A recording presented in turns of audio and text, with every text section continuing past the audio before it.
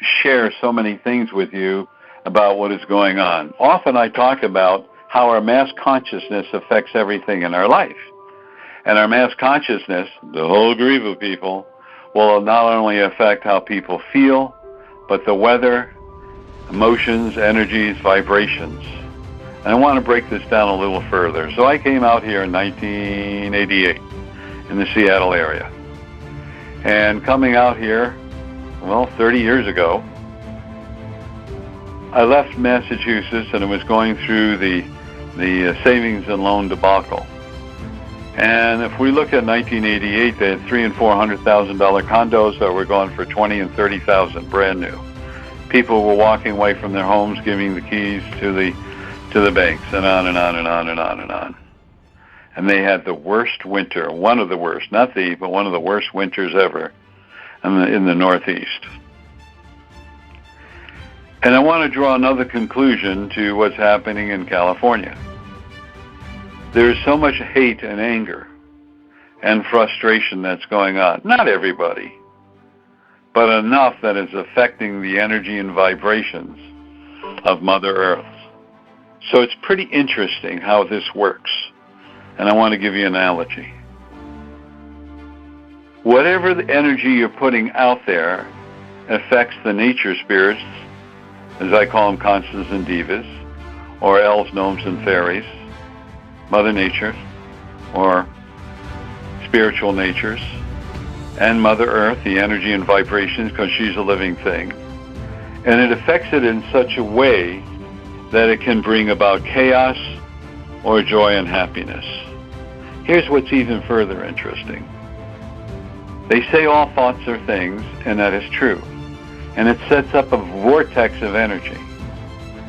Now, a vortex of energy can either, spin clockwise or counterclockwise.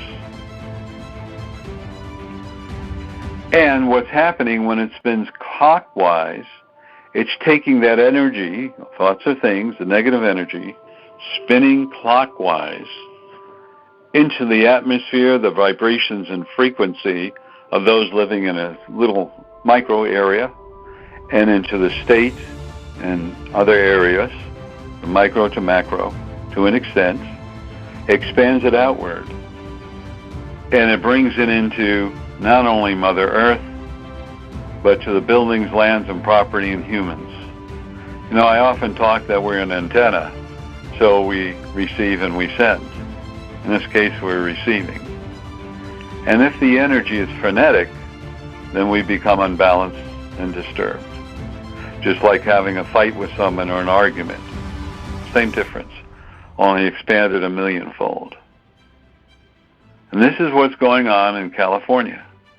They're attracting all this negativity because of the anger, hate, politically wise, and not only that, but probably, to do with the illegal people crossing over the border, the anger and frustrations for that. And this is not a statement for or against it. I'm just bringing that out. And the have-nots and the haves and the taxes and the Me Too, all this is going on. And it's all attracting all this energy and creating chaos. And when you create chaos, what's one of the best way to purify it? Fire. Isn't that interesting? Fire will purify it. So we talk about the mythological bird, the phoenix that rose from the ashes. And so fire is purifying some of the energy. Now, it's burning down houses, which is horrific. It's a shame. And animals, which is a shame.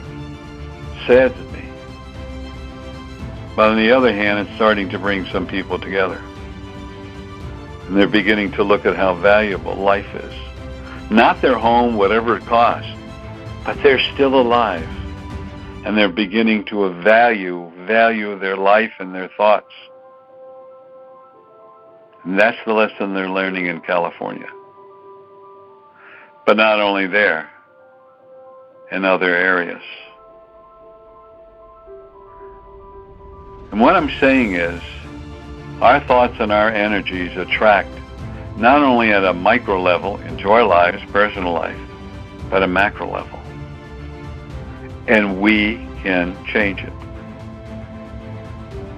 I remember one time I used to be a fan of the old Art Bell show, paranormal show, and it used to be on, I think, from 10 to 1 o'clock in the morning, and I used to listen to it as much as I can because he had wonderful speakers on.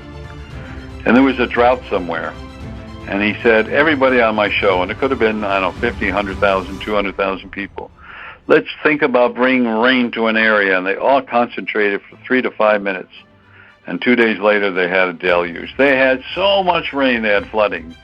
And he got on the next week and he said, I'll never do that again. Wrong. We can do that, except we should say with harmony and balance, which would mean enough rain to extinguish any fires if necessary, to supplement the water that's needed in the area without causing problems. But there was a grand experiment. And it's wonderful to see how thoughts are things, how we can create what is going on in our life. The time is fast approaching that we can no longer walk the tightrope. That meaning, well, I'm going to see what happens. I'm going to see what happens. Nah, I'm going to watch. By the time that person makes the decision, it may be too late. And when I say too late, it means it may be too late for them. The others who are made that decision to be positive and make changes, it's going to raise their vibrations. And as you do the work of God, the true source, the immutable law is that you must be paid back, called right action and correct exchange, in a beautiful, loving way. That gives you an example of how powerful that we all are. Within that power, we can create or uncreate anything. Create war, uncreate war. Create joy, uncreate joy. We can do that. I remember one time, one of my students, Ingrid Skassel, she was from Germany. She's been here many, many, many years. And she went back to West Germany before the fall. And there's one church, every Sunday night they would say a prayer for freedom for the East Germans. And they had been doing it, I'm guessing, for 10 years, and it started with a few people, and then a few hundred, then it became 1,000, then it came 3, 4, 5,000 people. And eventually the wall fell down. So if we understand that we are able to send out energies, frequency, and vibrations, where are you in your life? Are you a prisoner of your fears and doubts? Or are you a healer of your fears and doubts? It's important that we do right action and create an energy of love. And when we do right action, of course, comes with it correct exchange. I believe that this wildfire that's going on, unfortunately, a tough lesson in California, is a mere warning of other catastrophic things that could be happening. It's not going to wipe out the inhabitants on this planet. But watch the weather all over this planet. And watch what's happening with people and their concept. Unfortunately, there are enough people that do not think out of the box. And when I talk about thinking out of the box is, what is right action and correct exchange? Not what I want. What is right action and correct exchange? And that's where you are reaching a precipice in each one of your lives that you're on this evening. Within 6 months, more or less, you're going to have to make a major decision about your life, which is going to be very empowering and very loving and very caring. It's not going to affect you in a way that you might think. It's positive, it's loving, it's caring, it's empowering. And you're going to have to follow through on that. By that I mean, whatever direction God the True Source gives you, that you should be taking, that it would be imperative upon you to take that path and make that decision. You have the free will and free choice to say, nope, don't want to do it. And that's fine. But just remember what I said about all martyrs. They all died or were killed. So it's not about being martyrs. It's about listening to your true inner source guidance to make the correct decisions. And making the correct decisions, remember, how can I tell if it's my ego, or how can I tell if it's true inner source guidance? And to remind you, the ego has to justify everything. Michael, go buy that blue suit. The price is right. It's on sale. Oh, it's your size. You should get it. It'll go well with that new shirt you bought, blah, blah, blah, blah, blah. Instead, if it's true inner source guidance, what you will hear is, for me, Michael, buy the suit. Period. That's it. No justification, no explanation. Why? Because true inner source guidance is working with the oversoul and soul and helping you to do the right thing at all times. That's where we get tripped up sometimes, because we let the ego get in the way. The ego is that part of us that is fighting for its survival, that has one objective: for self-satisfaction. That's it. Just want to self-satisfy itself. Doesn't care if it's bad or detrimental. All it wants is for itself. Unfortunately, I meet too many people that are ego-ridden. On the other hand, I met a lot of people who knew me, some didn't, on my book launching event, that really understood the message that God, the true source, wanted me to deliver. I will be honest with you, I've made a few little notes about what I wanted to talk to. Essentially, I didn't even follow them, but I did make some quotes because I couldn't remember all the quotes that I wanted to go over. And for that reason, I had a piece of paper that I could look at the quotes, but I did not follow the outline. And the reason I didn't do it was because True Inner Source Guidance came in and said, this is what you're going to talk about, which I found wonderful, exciting, and exhilarating. And that's the point I wanted to share with you. Get out of the analogical mind. That's my word, the analytical and logical mind. Everything that's ever been created in this planet has been created out of the box. It means not analytically and logically, which is so important.